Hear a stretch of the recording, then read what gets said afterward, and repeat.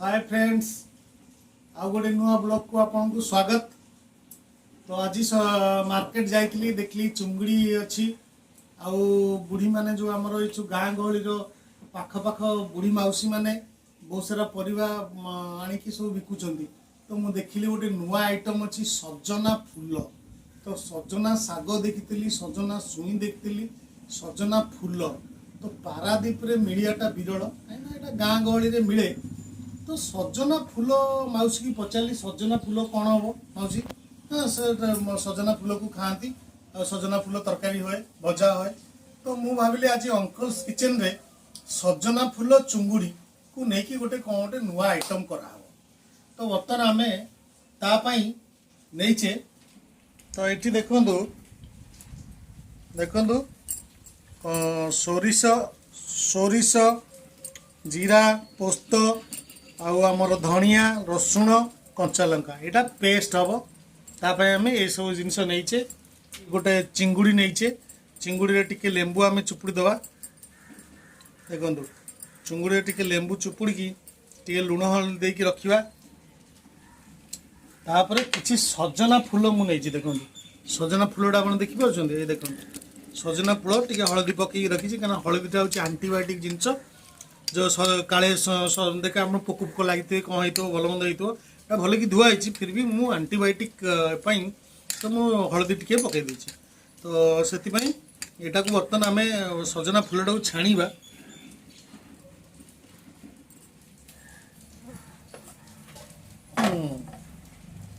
बढ़िया से सजना फूलटा को पूरा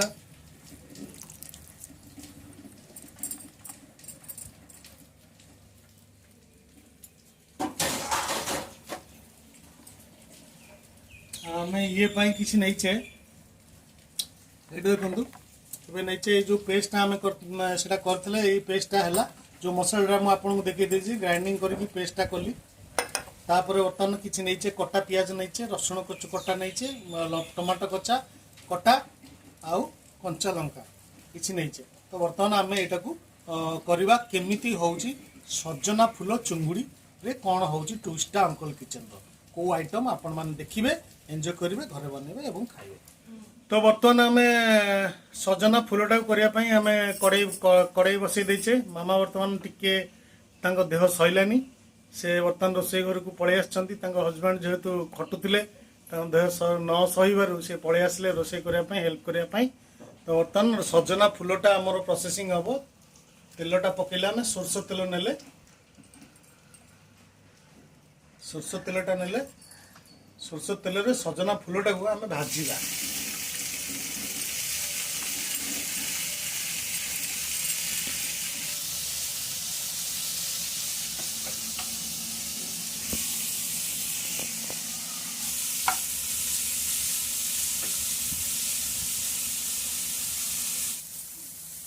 देखो यहाँ भाजी आसला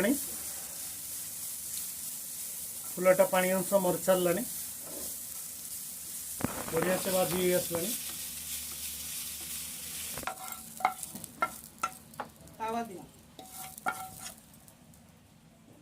ये देखु ये सजना फूल रे चिंगुड़ीटा जो आम मेरिनेट कर रखते लेंबू आउ हलदी लुण गोलैकी तो ता सजना फूल रे आम पकईदबा। तापर आमर किछि कटा पियाज रसुण आउ टमाटो कंचा लंका लुण जो काटिक रखी ता भीतर पकईबा। जो आम बटा मसलाटा भी पकईले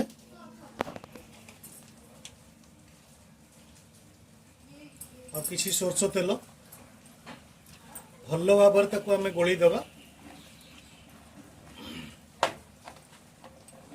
आम तो ये करुँच कौन ट्विस्ट आप तो कहूना कहीं बास से तो हूँ ट्विस्ट। तो बर्तमान भल भाव गोलैदबा। भल भाव गोलै सारा पर आम नेक्स्ट स्टेप को जीवा। देखो यहाँ होगा भल भाव गोलै होगला। एबे देखो आपणकर से जो ट्विस्ट यहाँ बर्तमान आमर हम पत्र पोड़ा सजना फूल चिंगुड़ी पत्र पोड़ा यहाँ हूँ ट्विस्ट सजना फूल चिंगुड़ी पत्र पोड़ा। तो पोड़ा किसी कखारु पत्र नहीं तो कखारु पत्र रे आम बर्तमान कुछ ये जो येटा बनईचे ताकू आम कखारु पत्र रे गोले बढ़िया से देखु केमती होगला यहाँ पत्र पोड़ा बर्तमान कराब कखारु पत्र आम से किसी नहींचु तो कखारु पत्र भितर पकई भितर पूरे ताकू आम तावारे सेकिबा यहाँ बर्तमान सजना फूल चिंगुड़ी पत्र पोड़ा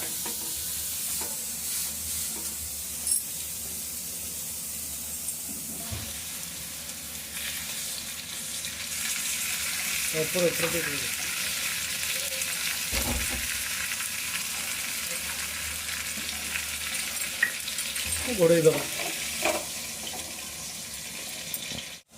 हाँ तो बर्तमान आमर देखा कंडीशन टा कौन अच्छी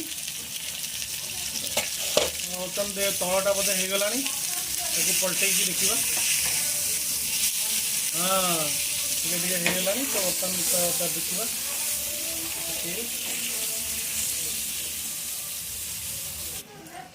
तो देखो आमर यहाँ आसला आउ थे पलटे दबा आम भल भाव पलटे पड़ो।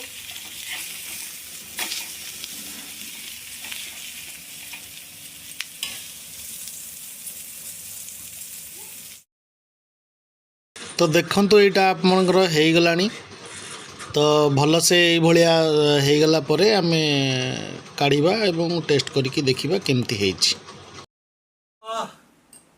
हाय फ्रेंड्स तो बर्तमान आम जो डिश आज बनाई आम घरे से टेस्ट करवा। तो बर्तमान मोर दीटा पुआ बसीगल तो टेस्ट कराब। तो गोटे डिश आम देखते चुंगुड़ी सजना फूल रे पत्र पोड़ा बर्तमान यहीटा मेन वर्कशॉप हम हाँ पत्र पोड़ाटा मामा टी कैमराटा पाखक आण देखिए मन पत्र पोड़ाटा केमी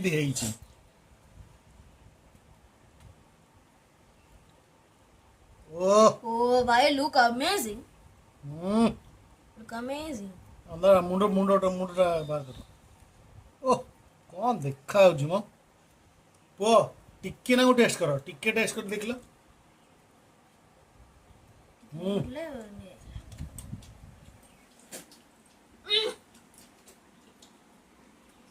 This is mind blowing. 10 हाँ ready I'm giving this 10 out of 10. दर्शक बंधु आपण घरे जो डिश गुड़ा आम बन देखु आप घर बनातु टेस्ट करूँ खातु हमको कमेंट कर जनातु केमती तो तब तक के लिए वीडियो टी भल लगे आप लाइक शेयर और सब्सक्राइब करेंगे। तब तक के लिए बाय बाय।